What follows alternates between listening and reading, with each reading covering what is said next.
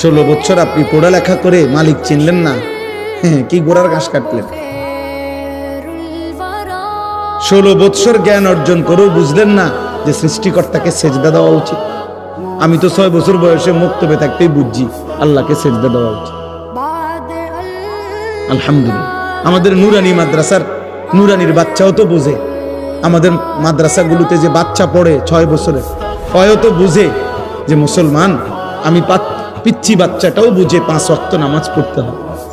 আর 18 বছরের এই দামরা, 24 বছরের এই দামরা ওই পড়লো কি, ওই শিখলো কি, ওর বাপে আরে কি শিখাইলো, ওর প্রতিষ্ঠানে ওই কি শিখলো।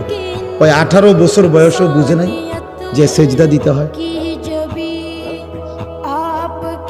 আলহামদুলিল্লাহ, আমাদের যে 6 বছরের বাচ্চা 5 ওয়াক্ত নামাজ পড়ে এবং প্রতিদিন পড়ে।